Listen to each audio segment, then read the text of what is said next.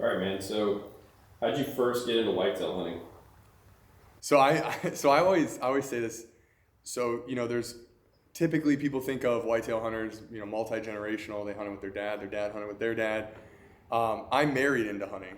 I was dating Elise and stuff, and I would see her dad go out every fall, and they'd go down to southern Ohio, and they'd come back, and then he'd go out again for gun hunting, and I was just intrigued.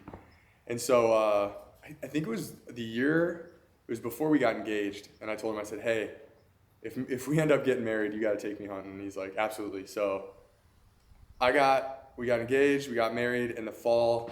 I came out here to the farm and helped him hang stands. Had no idea any part of anything, and was like instantly hooked. I think I fell in love with bow hunting by archery and just shooting the bow every day. At the time, I was renting this house that had 2 acres, and it was just wood line with woods in the back, and so I just shot all the time, and then slowly just started kind of watching him and coming here and trying to figure it out.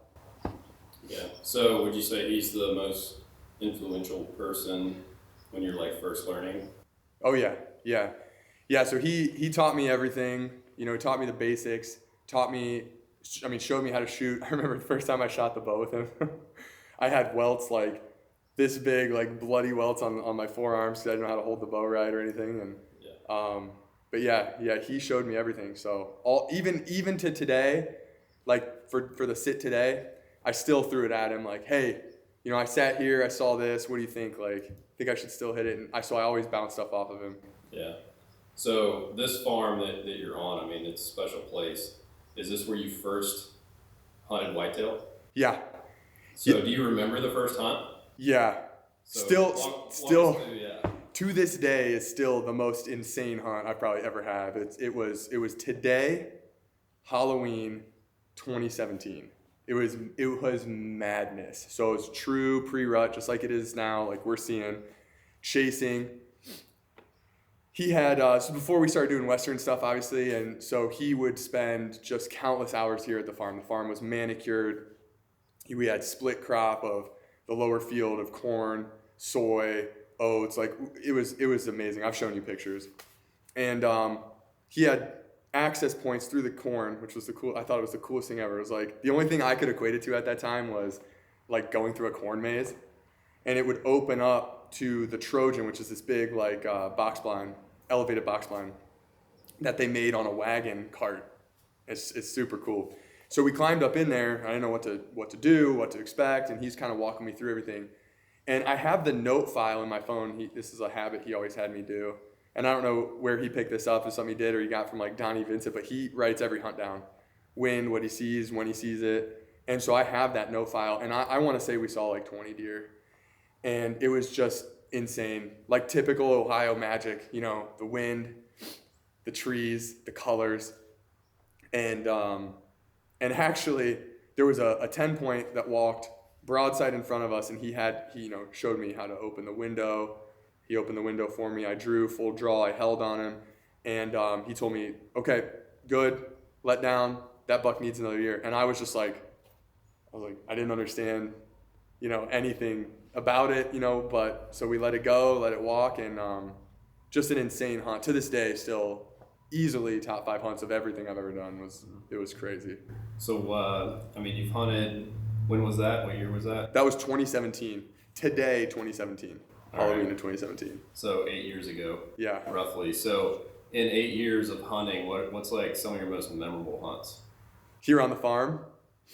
Well, so that one. And then I have, when I brought you here the first year, that first hunt, I'll always remember that. And for me, it took me a really long time, I felt like, to get on bucks, to learn enough to know how to get on bucks. I would sit and I wouldn't see deer, which is crazy because of how many deer there are here. So I was either really fidgety or just, getting picked off something. And that first hunt with you here was cool. We scouted, you got to see it. I got to show you the farm. And that was really a year building into you coming here, of me really learning scouting, like putting foot traffic into the farm. and showing you down in the lower and showing you up top, and in kind of those intersecting trails that kind of, this farm is 2 farms. They were purchased in separate times that were, contiguous land of, what is it, like 350 acres or something. And basically you have on the north end, you have a big section of sanctuary. On the west end, you have a big section of sanctuary. So I was showing you kind of in between. So it was cool to share that with you. And at lunch, kind of like what we did today, we hung new sets on fresh scrapes. And when we went in, there was a buck with a doe. So we backed out. We're like, all right, let's go get lunch. Came back, and that same buck with 2 other bucks, there was an 8, I think 2 8s and a 10.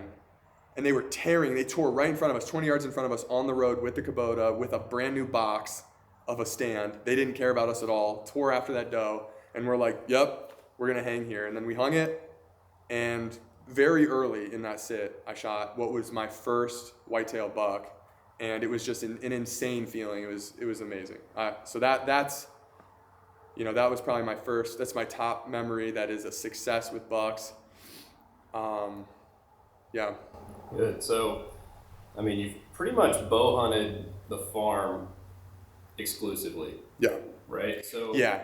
I gun hunted, like I have 1 doe with a gun. That was the week before my daughter was born. It was like a last sit kind of thing.